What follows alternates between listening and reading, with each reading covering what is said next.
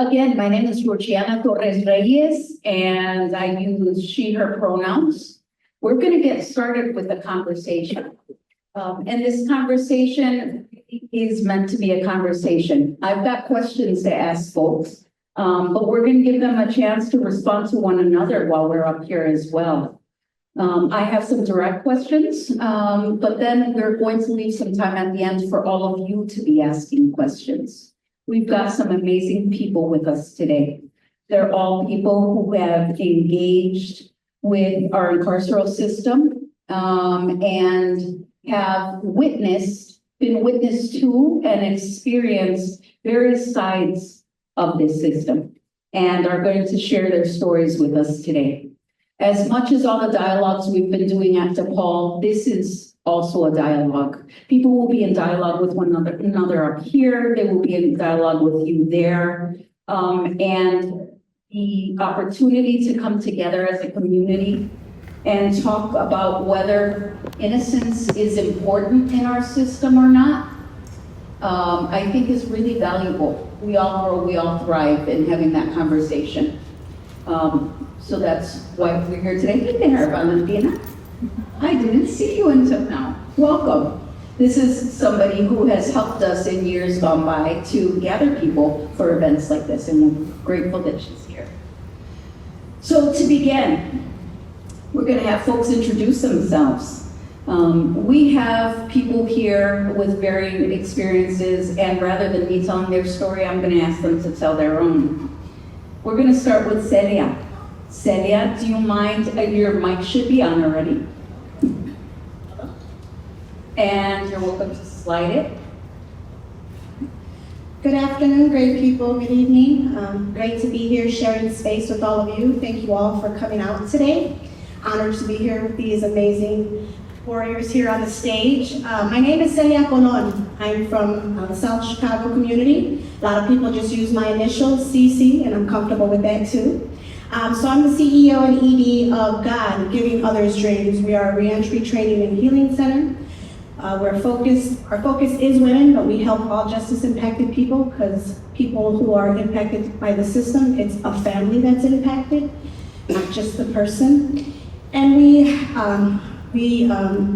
our mission is to, of course, promote public safety, reduce gun violence, and to reduce gender-based violence. I'm also a gun violence survivor, and I'm also a survivor of mass incarceration.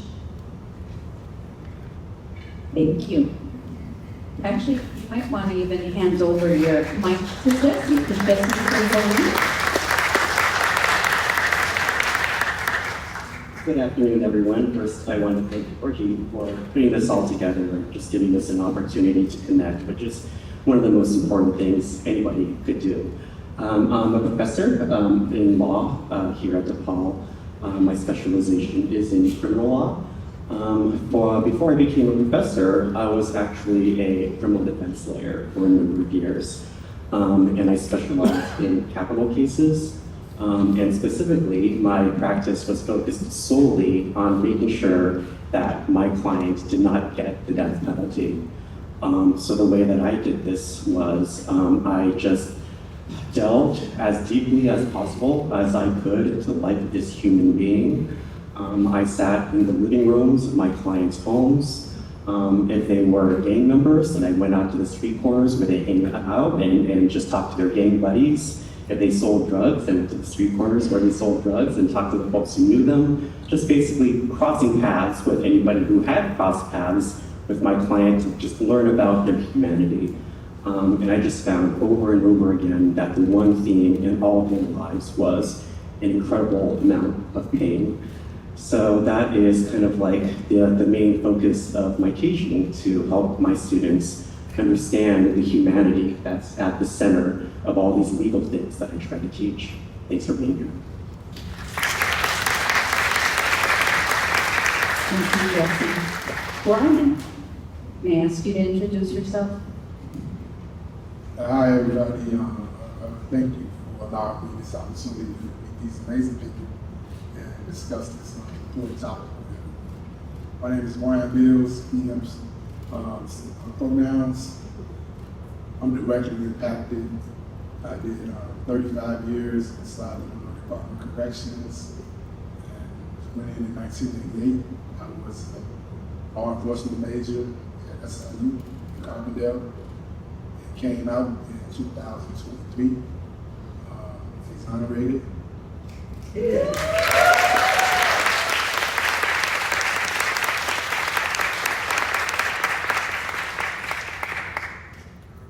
work for Restore Justice on staff there.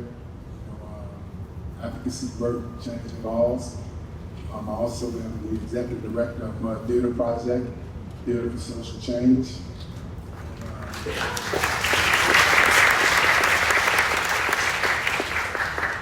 Just really looking forward to being a part of this panel and discussing this important topic with all of you.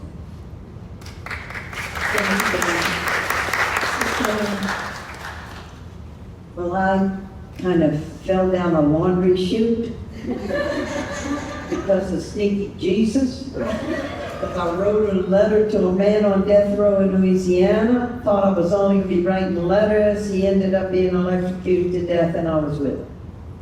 And I told him to look at my face when they do this. It was the dignity of the person that I was trying to uphold the most. And he did look at me. And my life changed as a result of that. I came out of that execution chamber that night. And my life changed that I realized I had been one of the witnesses. We have executed over 1,600 people in this country. And you haven't seen it, and you never will. Because it's not public, it's semi-secret. And I got plunged in, and I'm a witness. So my mission is to tell the story and to help people to be aware so that we can end the death penalty across this country. In the process of accompanying people on death row, there have been 8. I have accompanied to execution. 3 of those 8 have been innocent. It's so broken, 3 of 8. And I'm writing a book right now about the man I'm accompanying on death row, Manuel Ortiz. This is his name, he's from El Salvador. And he's totally innocent, and he's going on 32 years on death row. How long were you in, Brian? 35 years. You could say it in half a breath. 35 years, I might. And so I'm writing this book about Manuel's case so that we can get the truth out. Because how the system is broken, and how if you're poor, and if you're a foreigner, and on trial for your life, how things happen. So I'll be sharing some of those stories with you. I mean, I love this time. Did you think of this term, the Unimportance? I kind of stole it. You know, Rosie, That kind of stole, Your Honor. I didn't really I asked if I could steal it. Rose Vines, who is brilliant, wonderful, and amazing in writing the graphic of Dead Men Walking, is We'll be talking crafty. about that. But the Unimportance is just people slide in this and they get out or not get out and they're still in prison, and it's unimportant. Some lives are really unimportant. And but a life is important.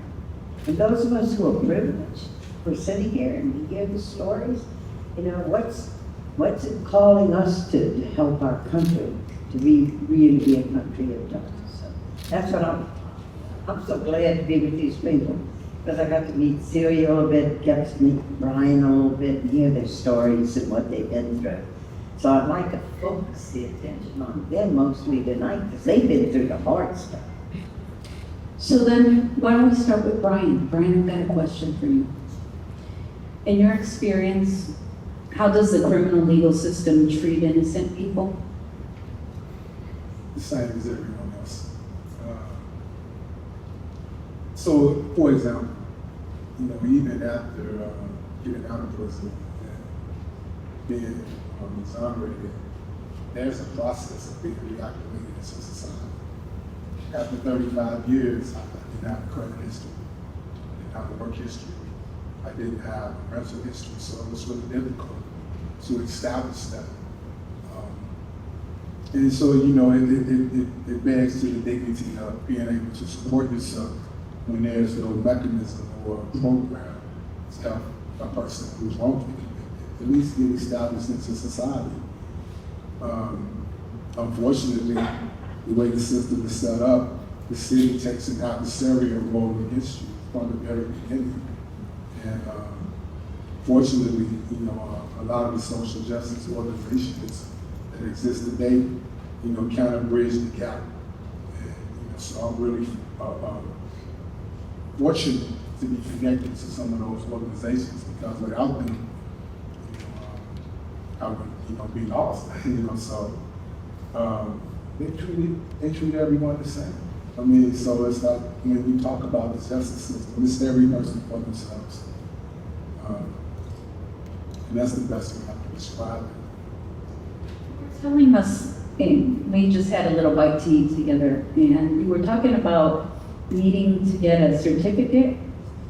Can you say a little bit about that, either you or Celia? I just went through the process of going through an executive clemency. I do have my case sealed, but even though I have my case sealed, I'm still barred from doing a lot of things that people who don't have records have, right? My case is over 30 years old, right? I got locked up when I was 18. I spent my youth in prison. I came home at 25.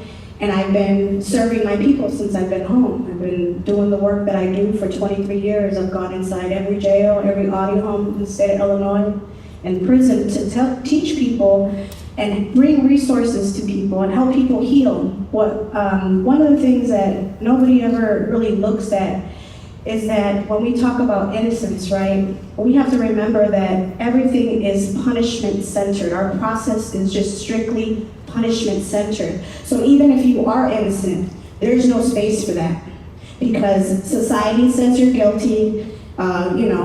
This person called the police first, and they gave the first witness as to what happened, and even though this could have been a lie, they're believed first. And then, unfortunately, racism exists in the earth, right? If you're black, brown, or color of any sort, you're guilty. I mean, this is what's been embedded into our brains, and we've been programmed to think this way since they started black and white TV, right? All the people that were the bad robbers and stuff, they were people of color, or they were black painted. So it's kind of like we've been, as a society, programmed to believe that people of color will always be the people that are doing the wrong and doing the harm. And I believe harm happens in any color. There's great people and there's evil people. That's just earth, right? And because we are such a punishment-centered society and system that's in place, there's never space for innocence. Thank you. Josie, would you mind speaking, if you could, a little bit to your understanding of how people salient identities or their social location impacts them in the system? Yeah, absolutely. I guess the place to start is to understand why it is that there are innocent people who get locked up.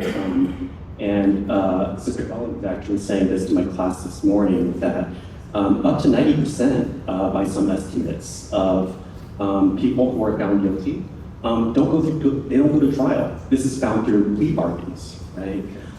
Where the prosecution, the government, who's saying that you did this crime, negotiates with the defendant whether they're guilty and what sentence they're going to get.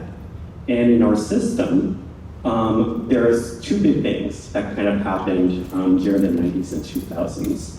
One was that a lot of state lawmakers passed the requirement of minimum sentences, otherwise known as mandatory minimums, so that if you're charged with a certain crime, you know that the minimum sentence that you're going to get is X number of years.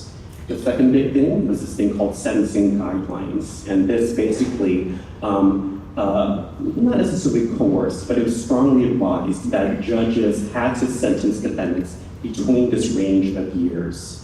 So when you've got this going on, and you've got prosecutors who are able to charge whatever they want, then they're going to charge, a crime that's actually probably pretty severe for what the defendant actually did, in order to get them to plea to something lesser, so that that case can just be resolved. Now, where the factor that Georgie was talking about with respect to identities, right? Well, ours is a system where 80% of all criminal defendants, when they're charged with serious crime, are represented by public defenders. And the reason for that is because they can't afford their own lawyers, which means that if you think about it, you know, the majority of people who are charged with serious crimes, who are poor, who then are essentially forced to plead out, they end up feeling like they have to plead regardless of whether or not they did it. And according to some studies, between 2 to 8% of people who never committed any crime end up pleading guilty. Thanks very much. Sister Helen, you know a thing or two about the system. Can you share with us how you've seen various communities impacted by the system, and maybe even how people of color have been impacted? Yeah. Where you really see race in the criminal justice system is who's the victim and whose life is valued. I mean, think all the TV things you see about a co-ed kidnapped and you're going to follow that story. That's always going to be about a white person. And when people of color, who are over 50% of the homicides in this country, it's a negligible death. You got to care about the value of a life who's murdered in order to see even the ultimate penalty, like the death penalty. It's going to end up costing the state millions of dollars. So I learned this. I didn't know this going in. I thought, well, you know, whoever did the crime, that I thought we had the best court system in the world. So it was been a real awakening for me. Because first of all, I got involved with poor people. And I moved into the St. Thomas housing projects in New Orleans and lived among African American people. And you gotta understand, I grew up during the Jim Crow laws as a white woman of privilege. And the only way I knew African American people was as our servants. I never met African American people as my peers in school. So it's not till I was 40 years old, moved out of the suburbs, moved to St. Thomas, and met African American people as my neighbors, and it was immediately struck by the difference in the rules and the way things work. The way the policemen treated young black men, what happened when you needed health care and you couldn't get a doctor's visit with your sick child, what happened till you went to the public schools and you got as far as the junior year and you couldn't read a third-grade reader, and it threw me back on my privilege and all I had been given. And then I figured out, I said, I'm not doing charity to African American people, this white lady coming into the projects, and isn't she wonderful? It was justice. Black people had been my servants when I was growing up. And justice meant I was going to give my service to them. And then I saw how quick it was, how easy it was for young black men to be put in the back of a police car, there in the system, and then they had right to enroll our prison, and you never see them again. It was, and I've learned, now this is my recent learning, is the impact, the legacy of slavery on the penal system. So you take Louisiana, and the slaves are free. What are those plantation workers going to do to get workers? I mean, the owners. They're going to lose all their workers. So what do? They start having vagrancy laws, loitering laws, to get black men, put them in jail, they serve their time, they go to get out and say, oh, you owe us for lodging, and you owe us for meals. And they go into convict leasing, and they work and so you got workers on the plantation. They still call our prison Angola the farm. And you're starting to pay when you go there for prison. It's 2.5 cents a month. It's still kind of a vestige of the slavery system. You don't own your own body, and you lose all your freedoms. And so it's a continuation of that. So that's been a great awakening for me. And in talking to audiences around the country, helping people get close to this thing to understand how it works. It's not that people are bad or that they thought deeply about the death penalty. They just never reflect on it because it doesn't touch us, most of us. So it's how to get the public to reflect deeply on these deep social issues and these issues of human rights. That's kind of what my job is, but no impact has more impact than race. And what's the race of the victim? What's the trigger that sets them out in the first place to seek the death penalty? You gotta care about the victim. And that's probably the most telling thing, and then the most indicting thing about the Supreme Court of the United States was that in the McCleskey decision, they were finally faced with all the studies that showed clearly the pattern, that when white people were murdered, when they went for the death penalty, when black people were murdered, they could see the huge discrepancy. And it led them to acknowledge that there was racism in the criminal justice system of America, but it would be too costly to remedy. So we have a prejudiced court, we have a racist court, a privileged court that can look at words like cruel punishment and not recognize what it means to be taken from a cell and taken out and killed. So it's up to us. This best definition of justice I got is, it's just us. So anybody wakes up here tonight, it's just us, and then that call comes to us. What are you gonna do? How are you gonna get? How are you gonna participate? I mean, you look at these heroic human beings sitting to my right and my left, and what happened to them in prison? Or what happened to see? You're not getting into details. They come out and then look at them and what they're doing with their life. Gives us courage. Gives us like, hey, let me.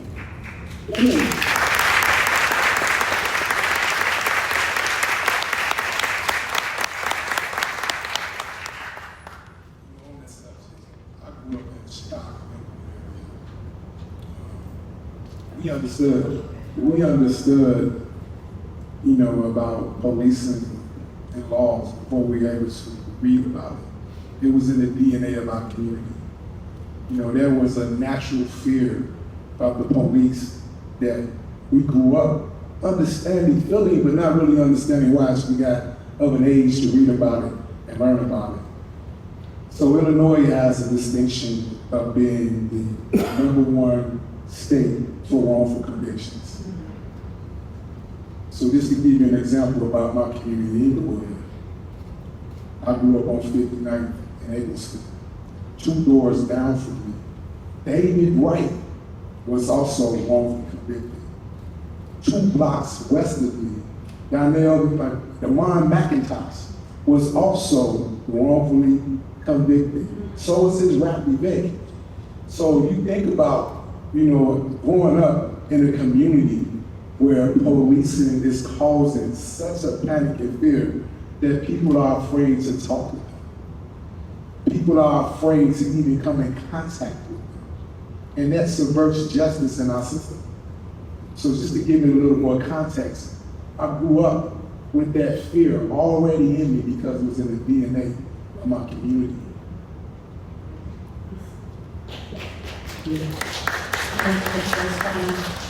I saw some nodding, serious nodding happening over That's- there. I think Little that- something? He touched, exactly, that's something that we're not, I guess we're programmed when we're little, just because our families are always living in fear of the injustice that exists on earth. And even now, I live a whole different life, but even now, when the police are behind me, anxiety kicks in, I get scared. There's nothing that could ever remove completely the trauma that lives inside of my soul and my cells, because it lives with you within your cells forever. And as babies, even children that are 2, 3 years old, they even see it. And it's because of the way we talk in our community and in our homes of all of the harm that has happened through the police, right? So our kids see it and hear it before they even start talking. So yeah, it's in our DNA to be scared because it's never been a place where we have been safe. Thank you. Jesse, if you've got something to add, I'd love to hear it, but if not, I've got a question for you. Sure. I mean, at that point, Sister Helen was talking about whose humanity do we value, and we've been asking about what happens to people, what process do they get when they're charged with something that they didn't do. Well, what happens to police officers who do something that they're not supposed to do? What process do they get? A lot of people don't know that in 24 states in our country, there's this thing called the Law Enforcement Bill of Rights. And this affords police officers who are charged with crimes certain procedural rights that other criminal defendants do not get. In a lot of states, there's 48 hours that have to pass before the police officer is interrogated. When they are interrogated, they get the right to counsel. I mentioned before that in these cases where people are forced to plead, even for things they didn't do, a big reason for that is because they are not allowed to see the evidence that the police officers have against them. When police officers are charged, in a lot of states, they get to see precisely that. So, to the question of whose humanity do we value, right? I think the procedures that are afforded people speak volumes about whose life is worth more than others. That takes me really nicely into this question. Within the criminal legal system, Jesse, rule of law emphasizes that procedures must be followed correctly. In your experience, does rule of law apply to all people? And in what ways might they sometimes be unevenly applied? One of the great heroes of capital defense work is a man named Steve Bright.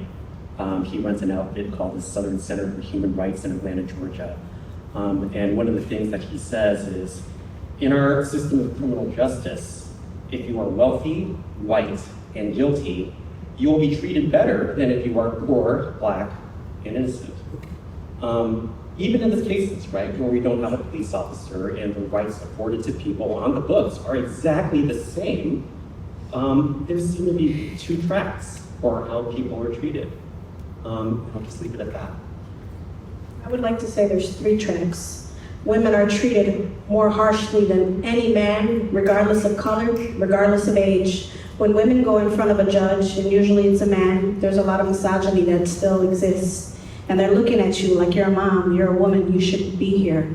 Right now, there's an alarming rate of our women going to prison. It's at 800% the increase. And what happens to women don't happen to men. There's a lot of women who are, survivors of prison rape. Men really don't have to deal with that. Every woman that goes inside of a jail or prison is not safe. They're sexually harassed, they're raped, and I can tell you that because I'm one of the many faces and survivors of prison rape.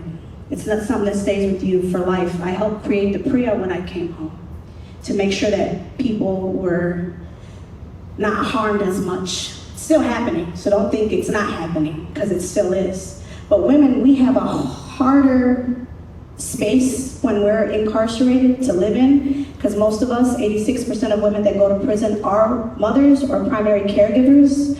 When we come home, I've been home for over 23 years. I have surveyed every person that comes into my reentry center when they're men, and the first question I ask them, even this year, when they come home, I have 2 questions for them. Were you asked when you were paroled if you were a father or a primary caregiver? And their answer is always no. But for us women, when we say yes, and majority of us are mothers or primary caregivers, here comes all the extra programming that you have to do. So for me, I always use myself as an example. I had an intent murder case, had nothing to do with drugs and alcohol. I had a child that I left, she was 1 when I left. In order to get custody back, I had to go through drug evaluations, alcohol evaluations, mental health evaluations, parental classes. Now, how am I gonna keep a job or pay for these things? Because 23 years ago, we don't have all the support that we have now in reentry world, where people pay for things and help you with things. Back then, I had to figure that out and pay for these assessments, right? And even now, there is not one employer in the state of Illinois that supports family reunification and helps women that are leaving the system or women that are leaving treatment centers to, get their children back. Most of the time, if you go to a job, and let's say that me and you get hired by Sister Helen and we just came home, same case, same everything, but the same week we're hired, I have to tell Sister Helen, well, you know what, I need 2 half days off for the next 90 days, because maybe my kid is with DCFS. I can't just go and open the door and say, hey, my kids, I'm home. No, there's a process, right? It's supervised visits, then you have to go through all the, programming of parental classes and financial literacy and all these things, but you're supposed to keep a full-time job while you're doing all this stuff, right? It doesn't happen. What people don't realize is that women are stuck in the sickest, I said, a circle of destruction. So I come home and I need to do all this programming, she doesn't let me. I lose that job and I go to the next job and the next job. By the time I go to court in 6 months to get my follow-up with the judge, he's like, oh, you don't want your kids. You're not trying to do anything to get your kids back and you can't keep a stable job, right? But yet, who is allowing me to program with pay so I can buy the bed, so I can go visit my kid? Nobody. Not one person in the state of Illinois. So for us, it's even worse. When women lose their children, they become that revolving number that everybody talks about. Because if I lose my children, I've lost my life. And what happens? People, especially poor people, they self-medicate. And they become a substance abuse user. And then they start committing crimes out of character because they lost their life and they end up back in the system. What happens to our young people? If they're 99% of the time they're harmed when they go through the system of DCFS or any kind of foster parenting stuff. It's just the reality. When black and brown children run away, that's the term that they use when we're 12 or 13 and we run away. No, I've met sex traffic survivors who've been fostered out of here, put on a bus to Ohio and sold and been in chicken coops. I don't know if you guys know what them are, but they're little warehouses where they house children with curtains in between and they get raped all day long. So our children get harmed a lot, or they age out of the DCFS system, and then them are innocent children that everybody hates that lives on the red line committing crimes out of character because they're also surviving and trying to figure it out, and probably on substance abuse. So we create two numbers when we don't protect women. And there's really nobody out here helping women. I pride myself in helping women because I know how hard that system is towards them. So I say there's 3 lanes when it comes to the system. If I could add to Celia's phenomenally important point. If you're a woman and you are a person of color, then studies show that your level of vulnerability is just multiplied exponentially. Thank you for your story. Sister Helen, I've got a question for you. We've been talking and there have been example upon example of how really law forces process to be valued over human dignity and life. I mean, there are example after example of that, and there are people who have documented and researched this. Tell me about the ways that you've seen that happen in the system, where process is valued over human life. First of all, our whole concept that prisons need to be places of punishment and exile. We have a long way. It's almost like from ground zero. Because it came right out of slavery that we built the system. And that people can change. And I've seen that. I mean, one time the warden, John Ridley at Angola State Prison said to me, "Sister, you know who by and large in this prison makes our best trustees? Is people who come in for murder. And most of that comes out of a chaotic life." He said a lot of people who commit murder didn't even know that morning they were going to commit murder. And they get here and there's a discipline of the prison and they begin to read books and they have to learn how to get along with everybody. They join these self-help groups, learn how to speak, learn how to articulate, learn how to read, and they change. See, and what is so despairing in the penal system, procedures over people, is you just get caught in that system, just like you were talking about, Celia, and chop, chop, chop, and you just go down and there you are. You come out the end of that laundry chute and you're in the system, and you can't get out. How do you get out of the system? So in these terrible systems, what happens is there are individuals that appear in the system. Did you ever meet Brian, any decent correctional officers that you met in prison? You might have to think a long time. Man, you hesitating on that. That you met a decent correctional officer. Yeah. I have. And so, typically when an officer starts, they have a different perspective. Like I've seen officers start the job, and then a few years later, the culture of the job changes how they act. So, and I've seen some officers, because I was a programmer on the side, I created programs, and you can't be a programmer without the help of staff. And so, honestly, there are a lot of good people in the system. It's just the system is not good. If you know what I mean? The system changes people. The system makes it an adversarial thing between officer or staff and person incarcerated. So we need to figure out, this is why I was really, it's important about this topic, the unimportance of innocence. Because innocence, not just in terms of guilty or not, but innocence in terms of what do you think about humankind when you are a staff member in the system? It changes your perception of people. And that's why, with some of the work that's being done in circles, where officers are sitting in circles with formerly incarcerated people and are experiencing such emotional outpourings of just guilt and pain and despair about when they realize they have to face themselves about what they're doing. And that's like a promising way, a really important aspect to their kind of work. So then there's also legislation, for me, I started out in the max system. I did 21 years in maximum security, my first 21 years. And when I got to Pontiac Correctional Center, there were 3 universities. There was a traveling intramural program. We went from prison to prison playing sports with other prisons.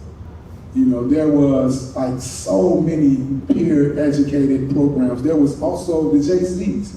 They had chapters inside the prison where we sold goods and used their money to help the prison facilitate programs and buy equipment. This was maximum security, you know what I mean? So if you could have done that in the early 1990s in maximum security, the landscape of prison on every level, because I've been on all 3, maximum, medium, and minimum, is devoid of all of that now, except in a couple of places. You have an example of Kiwani, and what was going on in the state bill was really unique. But that impacted maybe 500 to 600 people. Can you say more about that? So Kiwani Life Skills Center, they have a really good program going there where there are a lot of advantages and freedoms and opportunities for people to come in and create programming. It's a model that really should be practiced all over the state. But it's just beginning. They're just beginning to fill it out. Stateville, because of this proximity to Chicago, had think tanks and universities, Northwestern, North Park, coming in, and guys were earning master's degrees. This is just recently until they closed it down. But they represented less than 1,000 people, both of these prisons in total. The other 30-something thousand people get none of that. Absolutely no program. When I was in Stateville, it was a different place. I never got a chance to go to Kiwani. We had to do time the really, really hard way, and that's because the system is corrupted. You know what I mean? It's not the people in it. The people get impacted by the way the system forces them to change. If you think about, there are 3 main groups inside of the prison system. There's the administrators who have a mandate to, control the prison, provide programming, do rehabilitative services. There's the union, there's security. And then there's the largest group, that's the people that are incarcerated. When I first came in, there was a little bit of a seat at the table for people who were incarcerated. Now there's absolutely none. It seems like even the administrators have been frightened to do their job because the union is so powerful, and they force legislation to make prisons smaller and smaller. One of the hardest things that I had to live with, I was 80 years, I got 80 years sentence, de facto life sentence. But I know guys who came into the system with similar sentences or life sentences who couldn't get education because they had too much time. I don't think that we intend to sentence people to a lifelong ignorance.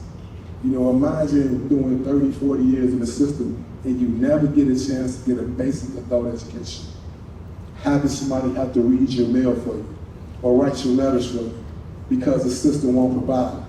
That's a different kind of torture. That's like, you know, so, I mean, issues like that, we really need people, you know, good people like you all to take a hard look at what the system is doing so that we can reform it. I have an uncle that just came home after doing 50 years. I helped with the legislation of the First Step Act, and that's how we were able to get him home with medical compassion. And that was the first thing he told me when he walked into my office, was like, Mija, I want to get my GED. He had 2 life sentences, so he was never allowed to do any kind of programming for 50 years. He didn't know how to read or write. He had a 3rd grade education when he went into prison. And it was other people that were incarcerated who helped him learn how to read and write and became his teachers. He's in my GED program right now, doing very well.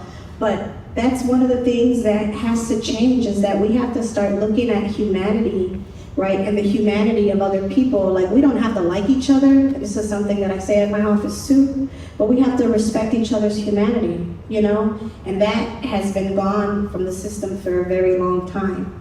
You know, processes are always prioritized over humanity.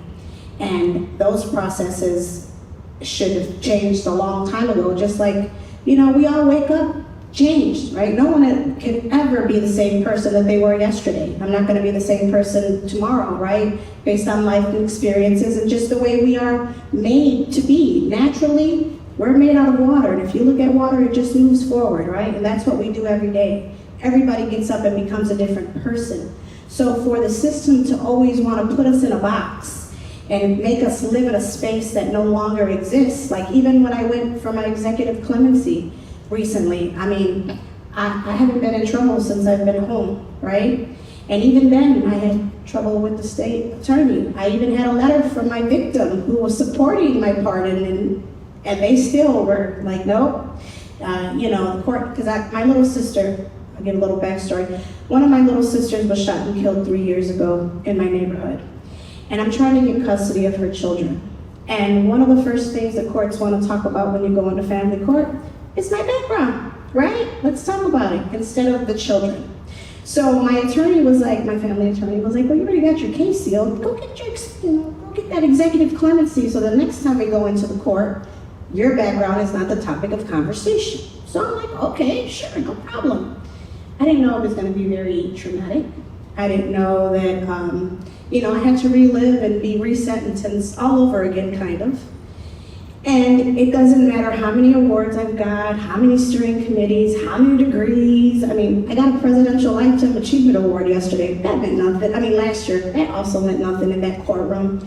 And they still wanted to hold me in that space. And I'll never forget what the state attorney's office said, that the family courts should know of my criminal history.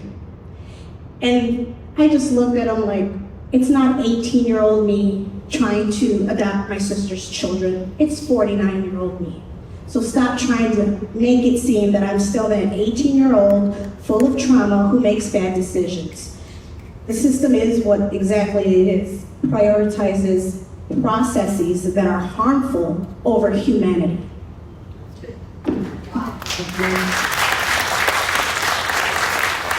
Here's a story how when change happens, and this is going on in California.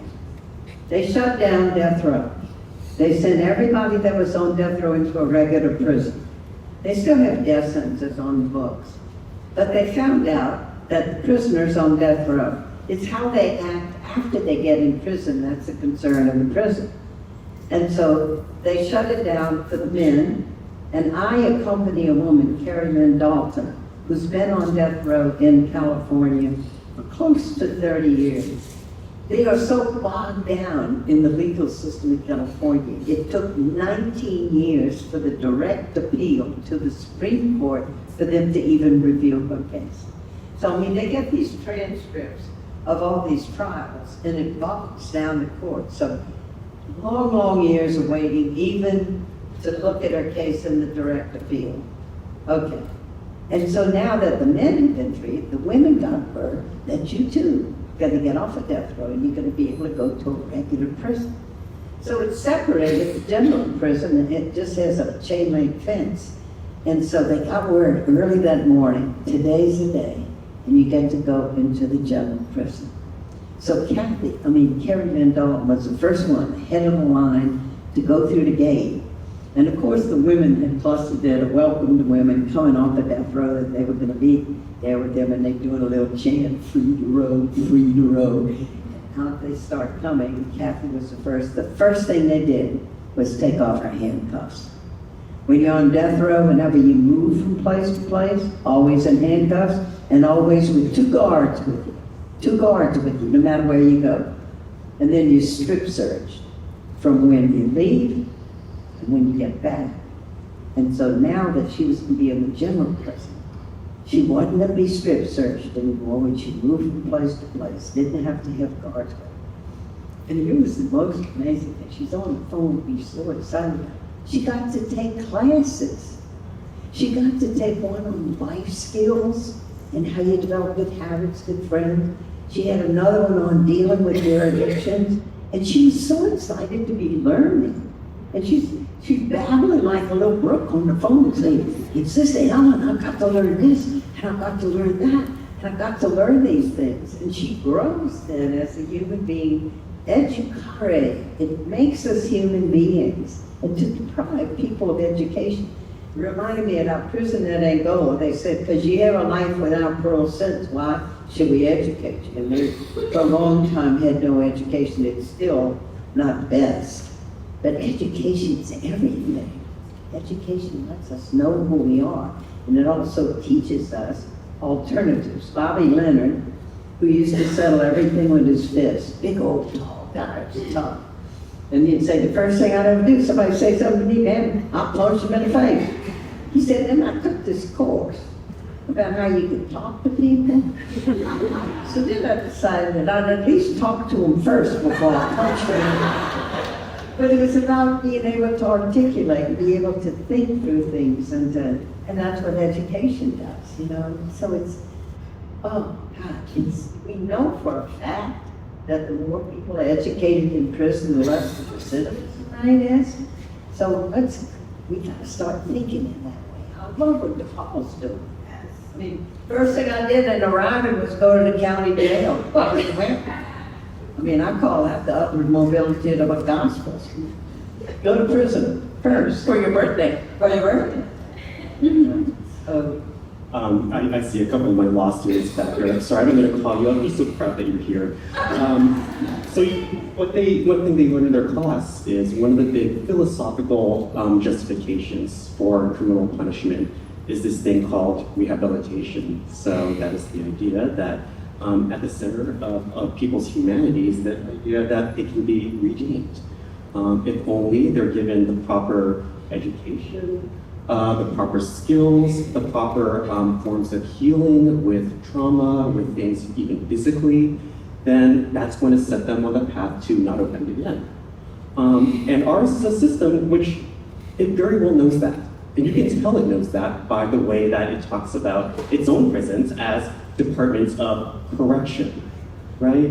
So they know this is something they should be doing. And if they're not doing it, I would suggest to you guys that there's some kind of systemic reason why. So it's really clear to me that this system values process, rule of law over human dignity and life. What do we do with that? What is possible? How can we do it differently? You mentioned some of these programs, you mentioned education. How might we do this differently? So, like I said, y'all was a program creator, and one of the last programs I created was a theater program inside the prison. And the impact that it had on the culture of the prison body was just amazing, because we wrote plays to talk about who we are as individuals, In 2018, I remember that conversation with the warden, and she said, look, I'm going to give you one mistake, this much rope. And we ran that program for 5 years without one disciplinary report being written because of the investment of the community on the inside. And it was our way to educate other people about our condition. You know, like some guys who didn't get a chance to go to school, they came over to our theater program and learned a lot about themselves. So we need to find a way to let program creators have the ability to create programs inside the system. And we need to have it where it's system-wide. You can't have just special places where, you know, particularly where there's small populations where we invest more money than in others. You know, we need to find a way to make education accessible to everybody in the system, regardless of how long you send this to. Because, you know, if you just want to be honest, it's the people who grow old in the system that have the biggest influence in the system, that have the biggest influence over the younger people coming in. And so if you don't educate them, then you're setting everybody up for failure. And you're really missing the mandate of what prison is supposed to be about, returning people to useful citizenship. So it's important that we have education spread out throughout the system. It's important that we allow people to develop leadership skills. One of the things that was unfortunate, like every time I created a program, they said, oh, you got too much influence, pack your bags, you're on to the next. Create a program, on to the next person. I mean, I moved around so much in the system, it's like, you know, I got a reputation for creating programs, so I had an audience when I got there. People were ready to be programmed. So I created a program real fast, on to the next. And I thought, you know what, this is a great, you know, that they might have unintended kind of consequences here. Keep moving to these different prisons, I'm gonna create programs in all of them, you know, they're gonna survive me being there, you know, so that's one way. You gotta empower guys on the inside to grow into their maturity, grow into their education, have be stakeholders and invest in some of the young people coming into the system that need somebody eventually. I would say one of the biggest things that everybody can do to help what we're trying to do in Illinois, we can't overhaul the whole system, which we all know it needs to be overhauled, right, and changed. I always say, me and my kids, they're teenagers, 19 and 20, we always talk about politics and religion and things like that. And one of the things we always say, and my young people, even the young people that belong to my youth group agree, that, you know, one of the things that really needs to change is the Constitution, right? None of us were in that room, especially not women, but especially people of color. Like, it should be an online petition, and everybody should be able to give their part, share their voice of what we want our rules to look like on this earth, because the world has changed. We're a big, beautiful melting pot of all kinds of colors and nationalities, and I think everybody's voice should be on that Constitution, which would change the system itself. Because if we want to be truthful and be honest, when the Constitution was made, we all know it was slave owners, and not even poor white people were allowed in the room, right? So it was people who owned property.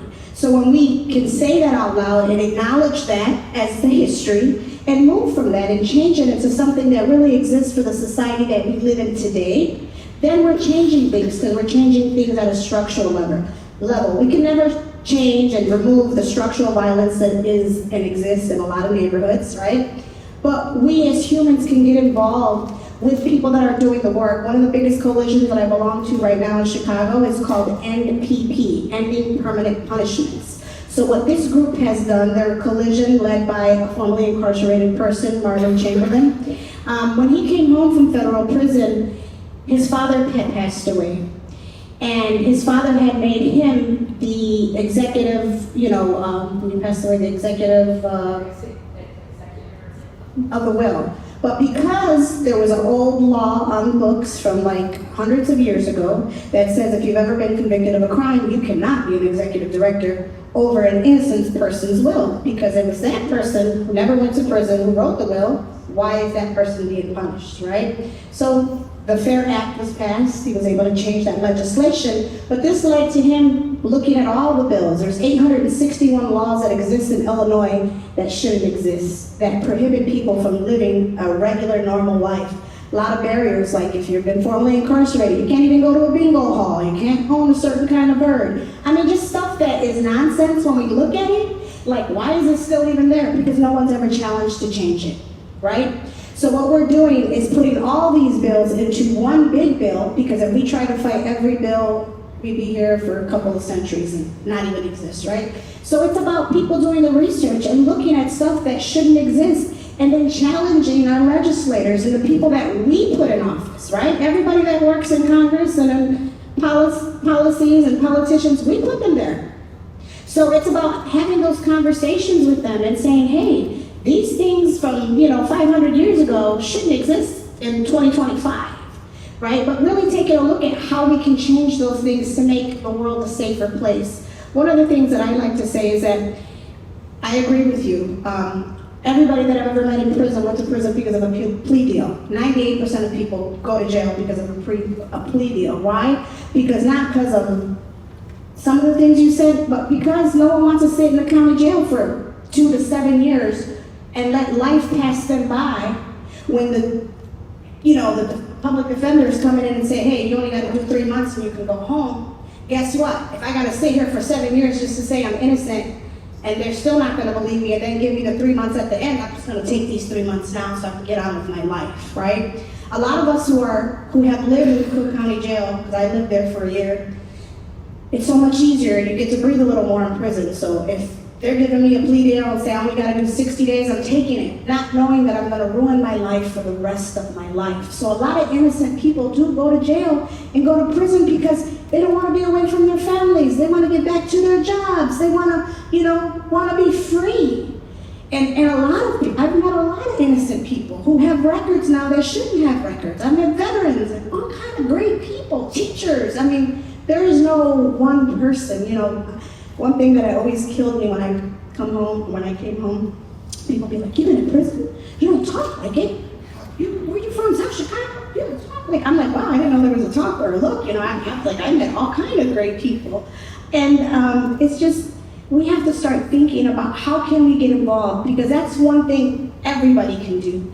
Even, I love my seniors, so we have an initiative in my office. It's called Smiling with Seniors. And I always like to say my seniors are awesome advocates that have all the time in the world to make the phone calls and the emails. And that's that little secret bunch of people that nobody's really paying attention to, but they're awesome because our elders are also very, I would say, have no filter and really speak from their heart and have a lot of experience. They're very just... I know one like that. So they're really, really stand-up people, they know right from wrong. And these are people that we need to tap into and engage, because it takes all of us, not just one group, not just one person. And even if you can't be, in Springfield on the bus with us and to lobby and advocate, you could, instead of buying a coffee today for $5, send it to an organization that's doing what you would like, that falls under something that you would like to help. Just like St. Jude has all these amazing, videos, and everybody, God bless them, helps them. People need to do that too, that are out here doing great work, because we can't do this alone. And what we're doing is for humanity, it's for society. We all want to live in a peaceful space. We all want to live our best lives and be safe. Everybody wants that in the world. And if we can agree to that and find out a plan that we can all work on in our own little way, in our own little space, we're getting somewhere. But it takes all of us, not just one of us, all of us, and all of us can make a difference.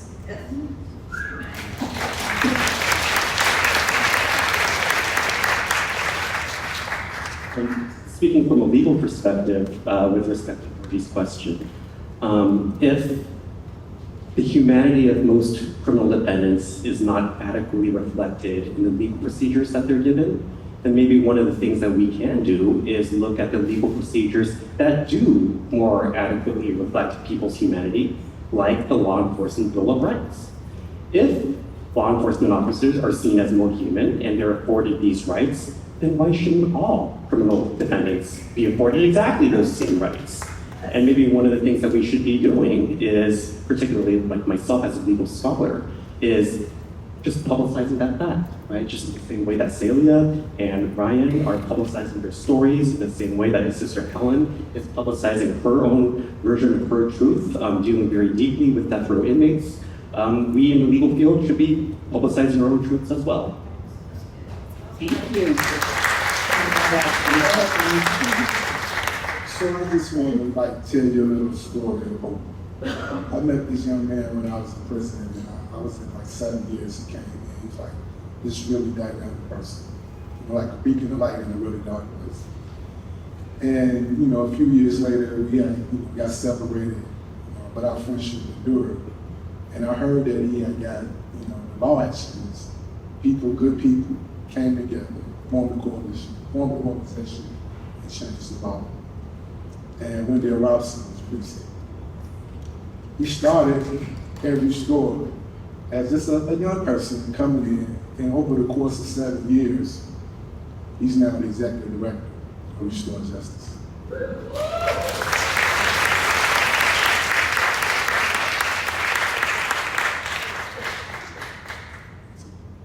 And so when I got out, Wendell came around, we rekindled our friendship. We hadn't been around for a long time. He checked in on me. He's wise.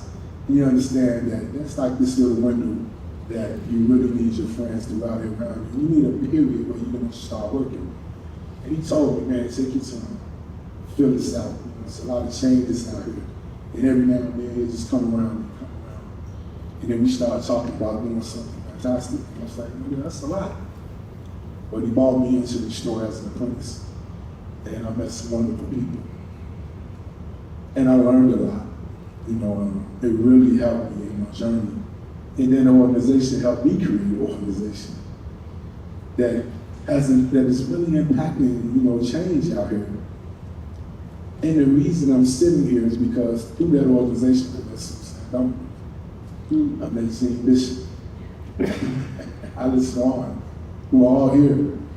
And just like Celia was saying, these organizations, when you hear a story like that, they need support. Because if you really feel like, you want to join become a part of what's helping stuff like that, that's why I tell you this story. Because all the stuff that we talked about, it's like really dark. But here's that little beacon of light.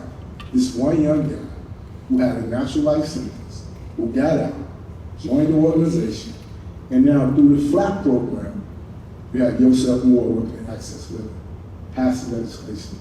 You have Harold Mack working at Precious Blood, leading a youth group, who gave my organization a chance to work with the youth. You have so many others. Marshawn Allen, Paul Celia, started at Restore Justice, and now he's a law student about to get his degree. And just, this exceeding expectations, and his policy director, program director, or director of everything, basically. I can't say enough about what Marshawn does. Eric Blackman, paralegal, who was, wrongfully convicted that's right, at Northwestern University. Really comes around. That's this community of us. Celia, Colón. She's told you everything. G-O-D, God at work. Changing people's lives. I hear so much about Celia. I heard about a bus that she just give people clothes to wear when you need it. So, I'm telling you the story that, there's a way you can help. There's a way you can be a part of it. You can just look at these organizations and support, because there's a whole nother community in the state that rarely gets talked about. We talked about them a lot. That's the community on the inside. When we did that play, Searching for Justice at Steppenwolf, now Wendell was already a legend on the inside. And so much information went in. I'm going to apply the conversation. I said, what do we call you now? What happens when you get bigger than a legend? What, you an Avenger now? But it's a real story. And it's all true. So, just if you take nothing else away from this experience, just know that there's a role to be played by you. Just a little bit of help can create stories of life just like that.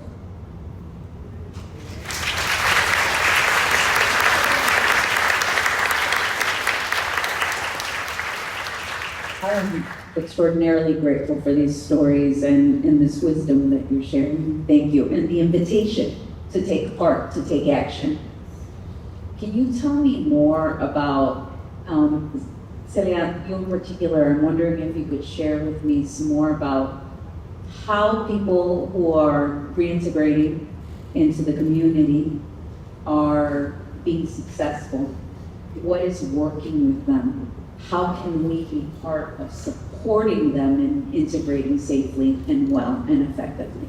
So we have, I like to call it the underground network of formerly incarcerated people that are doing amazing things all across the state. So everybody knows Illinois is a huge state, but when it comes to the formerly incarcerated network of advocates, it's a small group of us that are on the forefront of this.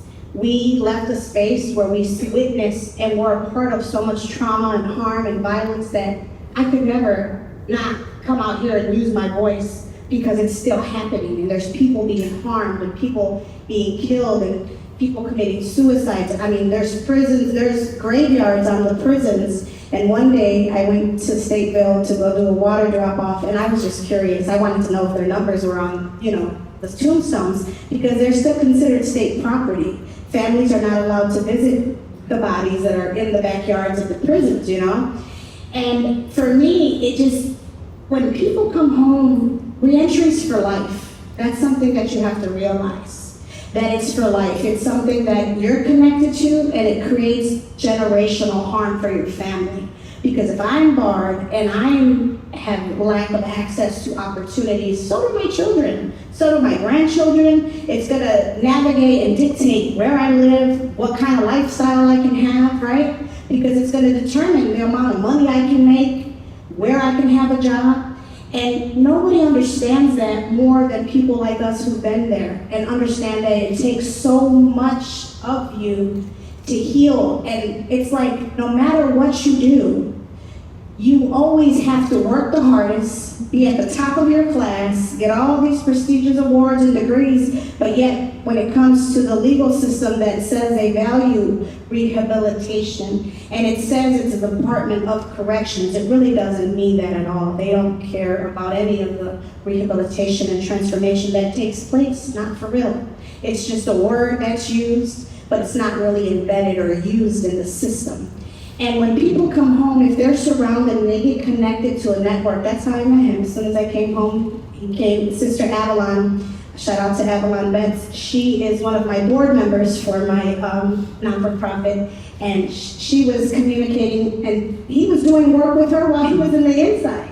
So he came home to a network, and when you come home to a network, you find support. So one of the things that I do, and I pride myself of doing, we have something called the We Win Welcome Home Care Package. So we got a lot of non-for-profits doing awesome work, but sometimes they don't have a justice-impacted person leading the work, so they really don't know what you need. So sometimes they'll be like, come to my reentry program. I'm gonna do this job placement and training for you. And this is great. I'm not saying it's not, but you're not feeding my immediate needs. So I can't come into your class and absorb anything you're teaching me. Because right now, I just came home. We all know in the state of Illinois, in Chicago, there's 7 neighborhoods that everybody comes home to, and they're on the south side and the west sides. And the economics in these neighborhoods have not changed. The amount of money and funding in the homes have not changed. So if I come home to a poor community and my mother is on fixed income, guess what? She can't take care of me. It creates a lot of stress, right? So now, or I come home and live with somebody who says, hey, you've been home for 2 days, when are you gonna get your ID and get a job? Because you're eating everything, you're drinking everything, and I can't afford to take care of you. Causes a lot of stress. So what we do is we give them hygiene products to clean their house, clean their home, and also I have a thrift store that they walk into. They get 14 interview attire outfits, 2 to 4 pairs of shoes. I even got a weave rack for my black sisters because they don't get what they need in prison to take care of their hair.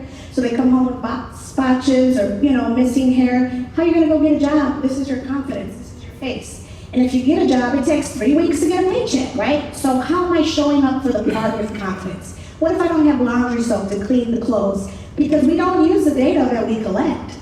They've been collecting data for a long time that says 76% of petty crimes are for hygiene products and cleaning supplies. So why aren't we giving these to these people, right? And we can take people out of survival mode and then bring them in to educate them.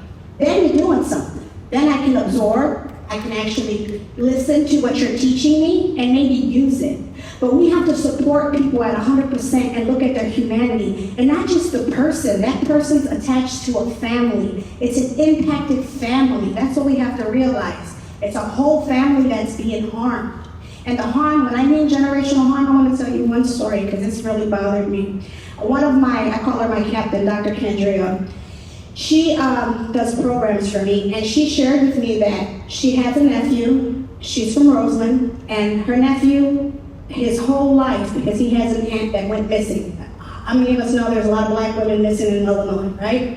So his whole childhood, because his favorite aunt went missing and she's never been found, He wanted to dedicate himself to grow up and be an FBI agent, to go find out why these black women are missing. Graduated top of his class, valedictorian for everything. When he went to the FBI, he passed the physical. When it came to background, because that young man was related to, as they say, a convict, he was not able to live his life dream. That was taken from him. This young man did not commit the crime. This young man should not be wearing his uncle's number, but they forced him to wear it. And that's what I mean by generational harm. Do you know how many parents cannot go into a school, or grandparents can't even chaperone on a school, field trip because they have a background? I went through that myself too when I got my case sealed. Because you gotta remember, when you get your case sealed, it's a clerk that puts it in the system, and when there's a lot of different background people, background checks, right? There's a lot of companies that do background checks. Doesn't mean that they cleaned up their stuff. So even though I had my case sealed, in 8th grade, I got a new principal for my kid's school. They made me do another background check, and I didn't have a problem with it because my old principal knows everything about me, so I didn't have, okay, no big deal. 3 weeks before it was time to have all the 8th grade graduations, the parties, and all that stuff. You can't come in, Miss Colón. Got a background, and you can't, all you can do is pick up report cards now. So first I cried, okay, I was upset, and then I got on the phone like, who created this policy? My kids go to a Catholic church, so I'm gonna be honest, I cussed out some of the preachers over at the archdiocese. I asked them, did they really know Jesus? Did they know that when he came out, the first people that were there were sinners? And what would Jesus say? So I told them, look, my daughter's not gonna wear my number. You guys are not gonna pay for her therapy that she's gonna need later. And let's be honest, children are cruel. They'll tease you, like your mom is a convict, your mom can't do this, right? So I didn't let them. I told them, if you do not allow me to go, I'm gonna chain myself to your school with my number on you, and I'm gonna call all my journalist friends and let them know that the church does not believe in second chances. Well, the dean called me later, like, Miss Colón, I need you to chain yourself to our school. We're gonna let you go, but don't tell nobody.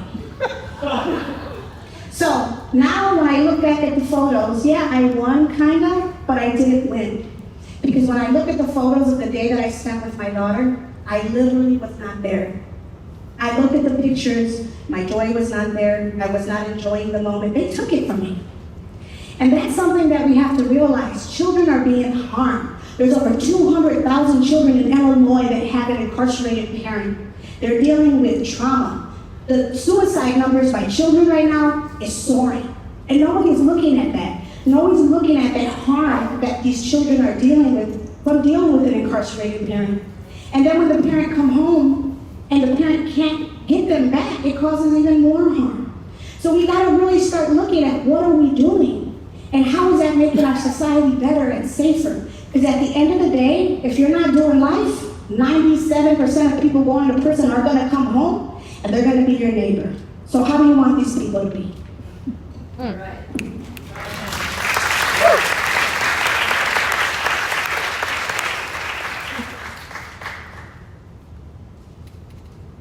I think it's about time to ask some questions.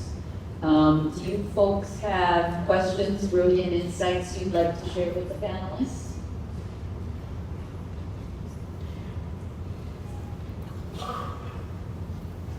I'm going to tee you up because I was hoping you'd bring this up. Can you speak to the crowd about how you collaborated, maybe even infiltrated, in advising the very same systems that have created the harm, such as prosecutors' offices and so forth? Can you bring that up? So I became an advisory board member for many things. Like right now, I'm a part of Mayor Johnson's reentry committee.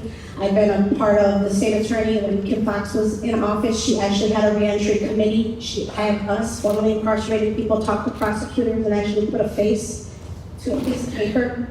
I also sit on Kwame Raoul's office as an advisory committee member for the Violence Intervention Program. I run one of the biggest CDI programs here in the state, so Community Violence Intervention. We have Peacekeeper program. Many of you guys seen it on the news the other day. So I run one in South Chicago. I have about 40 guys right now under my belt, about to hire another 30. And just being involved with our state reps, with our aldermen, really just being in the forefront, being a part of legislation. I've been a part of the First Step Act, part of HB 243 with Meek Mill, which gives people good credit on the outside. And we're constantly fighting. I mean, we're constantly trying to move things forward. And it takes our voices, right, to share, because sometimes people mean well, but they don't really know the truth. And sometimes that, whether it's ugly or it's pretty, it has to be told.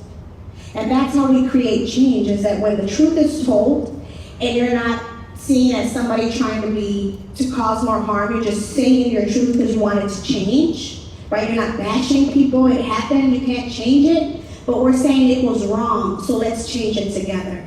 And it's coming out here sharing stories with people like you that can make a difference, that can vote, that can write your legislator, that can, email your congresswoman and your congressman, and actually create change. It takes us. It's powering the people, and it's when we're all together, because this impacts all of us, whether you believe it or not, it impacts you.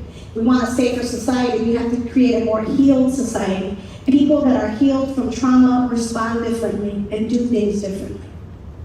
I've got a question. How do you persist? How do you persevere in the face of really challenging systems? Right now, criminalizing people is a thing. It's a thing in this country. It has been for a very long time, but it seems that under the current administration, it's more so. We criminalize immigrants, we criminalize all kinds of folks, right? Our queer community, etc. In the midst of all of that hot mess and chaos, how do you keep doing your work, Helen? How do you keep doing this, Brian? How do you keep doing this? Because Manuel Ortiz is banking on me, he's relying on me, and fidelity is really important. Mother Teresa said that. You may not be successful, but you're going to be faithful. And then I've seen the American public respond. I know we got to get out there. We have the graphic, Dead Men Walking, coming out in November. So I'm looking for donors so we can put that book in the hands of young people all across this country. And because I know change can happen. And so my job is to tell the story, stay in there with Manuel to get his book written, and then you let it unfold. It unfurls. And then you just keep following it. And the way you know you're doing the right thing is the energy keeps coming back to you.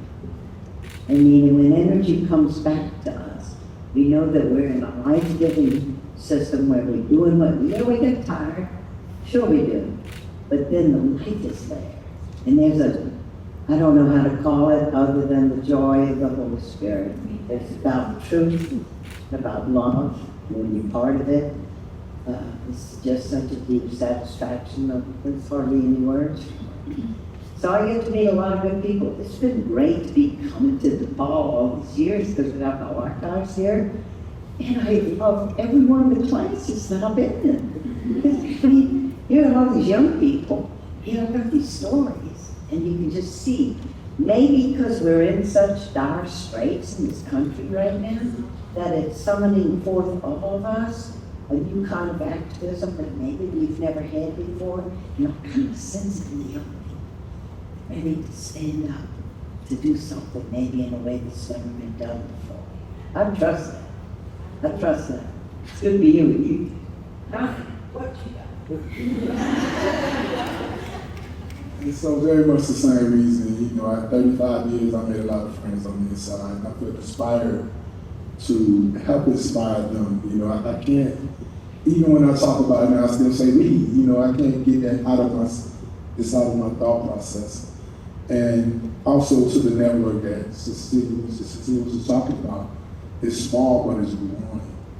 It's growing in numbers, it's growing in influence. I just really want to be a part of that. But if I sum it all up, it's like for my sister who fought all those years to get me in a position to get out of prison. It's for like the youngest people in my family who I met when I came home, who knew about me when I had never met them. This pouring into me, like when my youngest grandniece would start telling me about who I was. Like, how can I be mad? Like, how can I be bitter? So it's like, and just seeing my community, it has changed though. I mean, economically, it's changed because so many, like in Inglewood, so many of us have been taken out of Inglewood that it has sapped the economic vitality in their community. So we gotta bring these guys back, so that community has a chance to thrive. You know, it's for the city, and our hearts have a chance to thrive as well. So that's what keeps me going. For me, it's God. He is my everything. He gives me courage, gives me faith, and it's people that I meet and people whose lives that I help change. I've only, so GOD has been a part of my life since I left prison. It was just a ministry that I did on the weekends, and I had a job, right? And then when my little sister got killed 3 years ago, quit my job, couldn't go back to work, and I just decided to open up on my own. And since we've been open, we have a pantry, we feed like 400 people. This year alone, I'm proud to say that I have 22 people in GED programs. I've had 2 already got their GED. I have 1 Northeastern University graduate. I help produce 30 first-time authors. When we give people love and access and opportunity, everything changes. And that keeps me going, because if not me, then who, right? I was a witness to so many things. And I could never turn my back on the things that I've seen because they're wrong. And some of them happened to me. I'm a survivor of some of them too, but some of them are still happening to innocent people and people who don't deserve to be treated the way they're being treated. So who am I to turn my back and act like I didn't witness or was a victim of these things? I can't do that. It's engraved in my soul to come back and share and to actually be that light in a dark space, because I know that all of us can transform. We do it every day. We're human. That's what we're born to do. We evolve. Nobody stays the same. And just having my community and my family and the support of strangers all the time and great energy with people, it's God. There's no, like she said, there's no words to describe what happens when we go drop off the leave in welcome home baskets to women that come home and they don't expect all the stuff we're giving them. We give them, flowers and food, and we're extra about it. And we tell them we don't want nothing. We just want you to know that you're loved, and if you need hope and support, we're here for you. And if we can just all be there for one another, even in a small way, even if it's just sharing a smile, then we're creating change.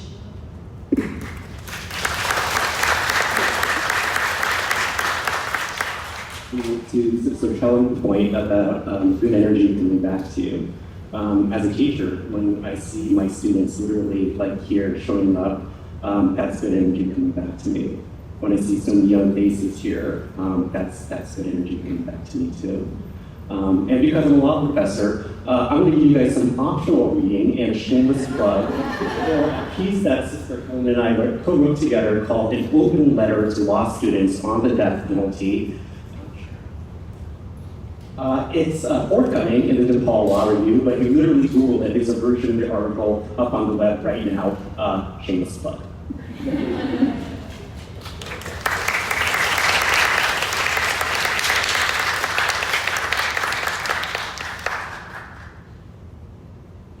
Other questions, brilliant insights? Yep. All right, we're going to pass this down. Thank you. First of all, I would like to thank you guys for taking the time to come out here and speak with us today. We're all really appreciative of that. So I was wondering, this question for all of you, if there were any specific organizations that you would recommend getting in contact with so we could all contribute to positive change in our community. I know that you guys have talked a lot about getting involved in it, and I was just wondering if you have any specific organizations or routes to do that. Celia's got a list that long. She'll be back in a second. So, I'm going to be a homer and try to restore justice. Advocacy and policy is so important. You have to take the message to the people that pass and make laws. And you have to do it effectively. And restore has been very, very effective in changing the laws. But then, like COD, who serves the people from the community, who, she provides a lot of services. She was rallying up some really big numbers there. But it's like all the patchwork organizations that doing the work deserve support. But, I say restore because that's really taking the fight to the system. That's really being effective. You can't have change unless you learn how to change the people's minds and hearts who make the laws. That's the very important part of this struggle we have, criminal legal reform. The country is in such dire straits right now where we have all of our systems of democracy being challenged. I want to encourage everybody to join the ACLU. They are in there fighting for us, and we got to support. If you not join the ACLU, because they were one of my first teachers about the death penalty. I didn't know about it, and they produced this little pamphlet about human rights, and they're in there. And I mean, it's a real battle going on, so I can't emphasize that enough out of all the things that you can join. And of course, for a good time, with a none, you can go to www.sisterhelen.org and help our ministry against the death penalty to help get the books out to young people across this country when we do the graduate. It's sisterhelen.org. Get on our webpage, support us in our work to get to the young.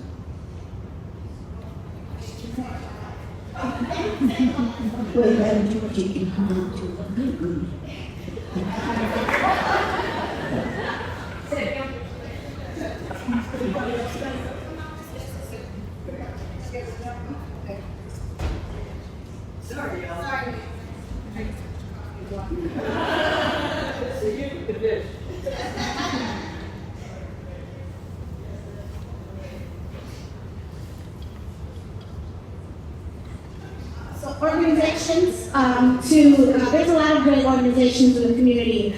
Of course, GOD in the building, right? Giving Others Dreams, you can follow us on all social media at Giving Others Dreams. We also have People's Liberty Project. We have the Alliance for Social Justice. We have NPP, End Permanent Punishments. We have, oh my God, Art from the Heart. Sister, I Got You. What else? There's so many orgs that, but I'm gonna send her a list and then she'll share them with you because I can't think of everybody, sorry everybody, at the top of my head, but I have a huge list, about 25 different organizations. We all collaborate, and I'll send it to her and she can pass it out.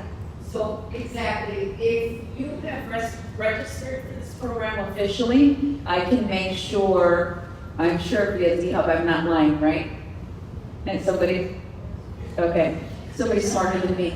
We'll figure out how to make sure that we vet all your emails, and we will send you a list if you're interested, if that's good. Unless there's somebody who comes up to me before the end of the evening and says, Georgie, please don't copy me on that. Otherwise, if you're registered officially, I will send you a list, okay? Sound good? Cool. Other questions, brilliant insights? Yes?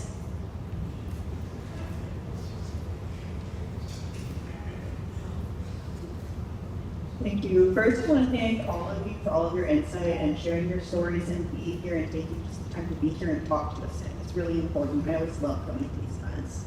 Earlier, you all going to talk a little bit about how you maintain your spark and your fire for what you continue doing, even when it is difficult. And so I was just kind of curious to know, what forms of self-care do you participate in to kind of maintain that spark in addition to what you guys were talking about earlier?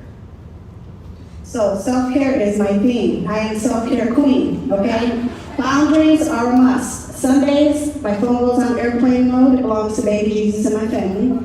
I do not take any personal calls after 8 o'clock. Sorry, can't deal with you, right? And I practice self-care every morning. So I've been, had to heal through trauma myself. So I've spent 23 years learning all the best of the best, Reiki, yoga. I'm also a sound therapist. I also teach people how to make self-care plans, survival plans. That's my thing. I always say mental health is everything. Your mindset is everything, right? Creates your character, creates the actions you take. If your mindset is not okay, then you're not okay. In my office, that's what it says in the wall. Safety equals a well-balanced person. So taking time to take care of the spiritual you, the emotional you, the physical you, right? The social you. You gotta take care of all parts of you. And if you don't take care of you first, you can't take care of nobody else. So I pride myself getting massages, taking time for just me. You know, when my kids, when I come home, I'll be like, Mommy needs 10 minutes. You gotta go somewhere. I need to get myself together before I can deal with them. And it's okay. And that's one of the biggest things I can tell you is create boundaries. And you don't need an excuse to walk out of a room if something don't feel right. Your intuition never lies. You gotta remember your body has receptors and antennas, right? And we're made out of water. We pick up other people's energies. And if your energy tells you this person ain't right, this room ain't right, please. You don't gotta give them a reason. It's your decision. So just follow your heart, follow God, and always take time for yourself. I would say, if you don't have 10 minutes for yourself a day, you're not living for you, okay? Thank you. Do you have any suggestions, gentlemen, about self-care?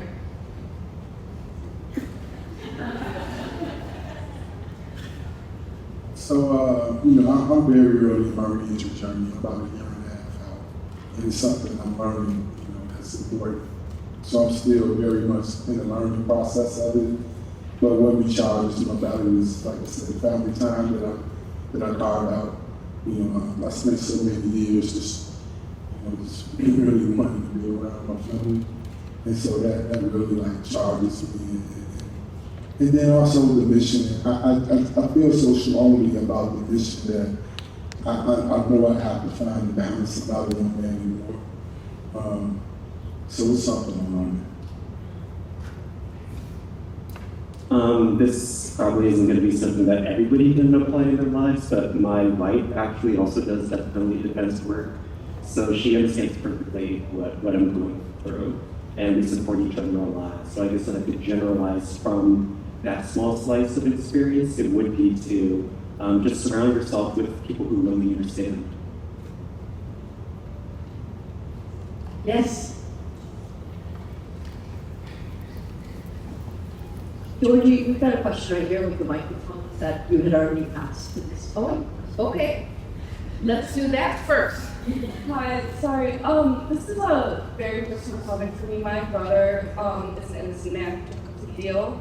And I just wanted to ask if any of you had any advice I could pass on to him dealing with the aftermath of the body. My brother is an innocent man who took a plea deal.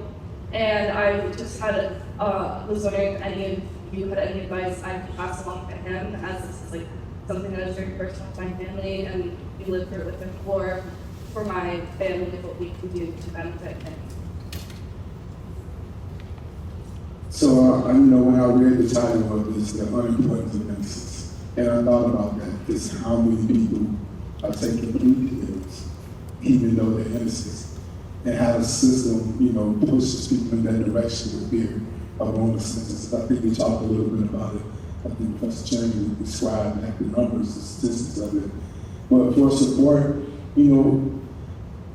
it's not one way you can support. It's just the fact that you're here, the fact that you're acknowledging, your brother in space like this, your friend. It's no one answer. You have to listen to what they need, but you have to listen with discernment, because every request isn't good. You know what I mean? You have to really dig in and get to the why and try to learn a little bit about the system, so you know that some of the things that a person on this side can't see or can't understand, you have to be the one to make the wise decision to help them in a way that they may understand as well. And sometimes it may cause a little irritation or confusion, but you just have to be strong enough to know that you're doing the right thing based on your principles and values. I would say it all depends on how much time he has to do as well, because that's always a determining factor of how much support he's going to need and what you can do. I know of a couple of people where there was prisons where there wasn't no programming. I always say if you're tied to one person on the outside, just one person, I've seen people complete their degrees via mail, right? So it all depends on, you want to try to get him set up for when he comes back home, right?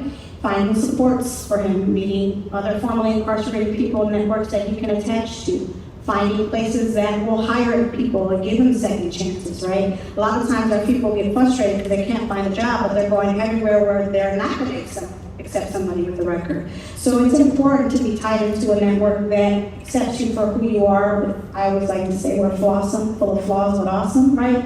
All your flaws and everything. And actually just being there for him, being here, like he said, is support, right? Getting information from us.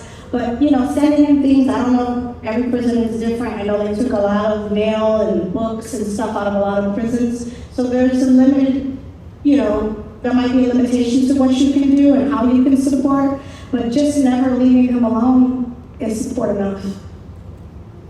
Thank you so much. We've got one last question before I say other things to everybody. Get a good one. I thank you guys for coming to speak with us and sharing knowledge. Sorry, my question is, on the topic of prison reform and abolition and reform justice, is there any literature that you guys would recommend to inform the work that we are doing or are about to do, like I said, on the topics of prison reform and justice?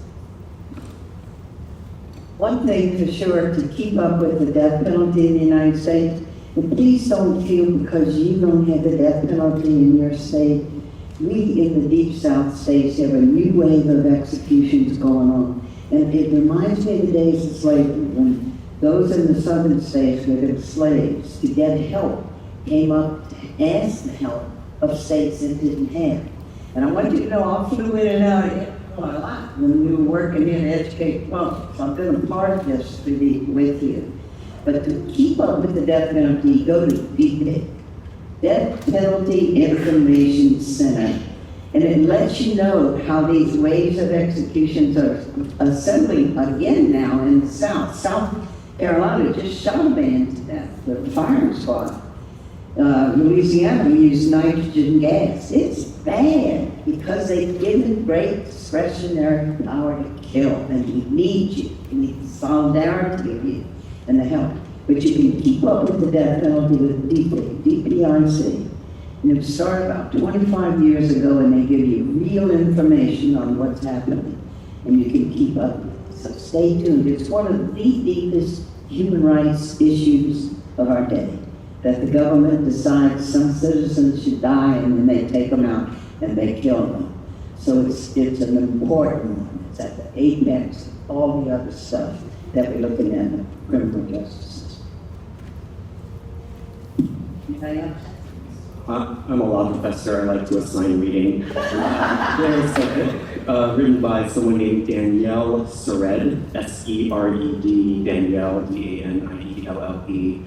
She wrote a book about her restorative justice efforts against mass incarceration, trying to implement restorative justice programming. It's very, very readable. That's a good place to start. I'm gonna send her a list. I got a whole bunch of stuff. I'm gonna send her some links and books. I got a whole library or something like that. Okay. Alrighty, did I lose?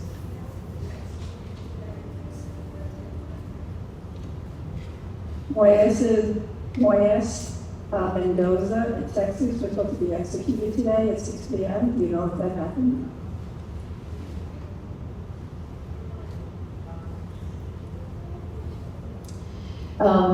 We would like you to show some love to this wonderful panel. Yes.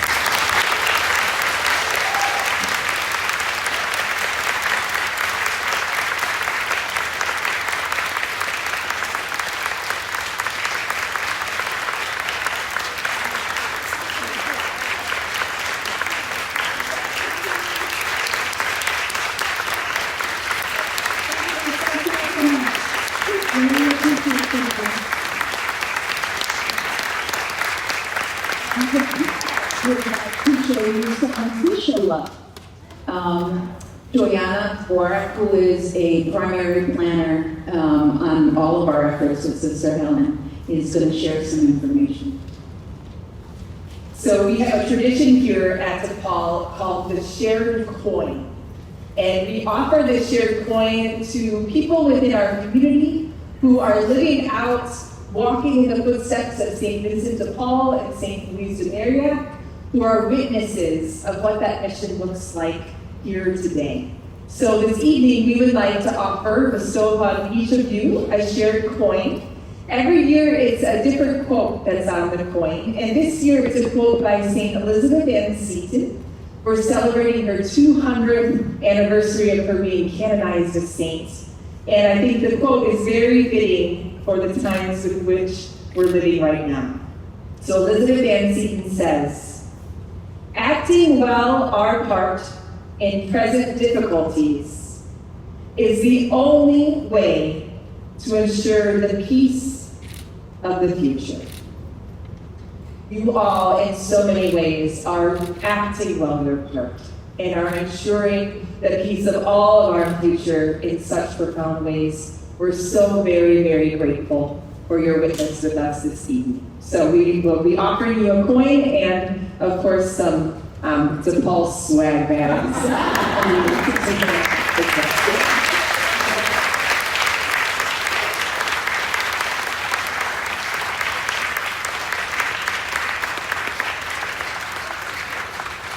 Now, I always like to do a nice trade with folks. You know, all those lists, I'll send you those lists. But I'd like to ask you to do a little something for me. On the back of your program, there's a QR code, and it's a QR code that is pretty quick to take, not many questions, but it's an assessment of your experience today. And I will be very honest. We decide every day what gets funded and what doesn't get funded, what we invest time, energy, and resources in, and what we don't. And those, your evaluation of things like this matters. It matters because next year when we're asked, how effective was that? We need to be able to point to something that's real. And if you tell us it was extraordinarily effective and you want to see more, it's highly likely DePaul will fund and support that. So please fill out the evaluation. If it's easier to scan the QR code on the screen right now, you're welcome to do that. I will send anybody, unless they elect out before the end of the evening with me personally, I will send you lists of stuff that Celia will provide us. And I want to thank you again. I believe that acts of resistance include being present and serving as witness to other people's stories. You've done that this evening. Thank you. Continue to resist. Be well. Get home safe.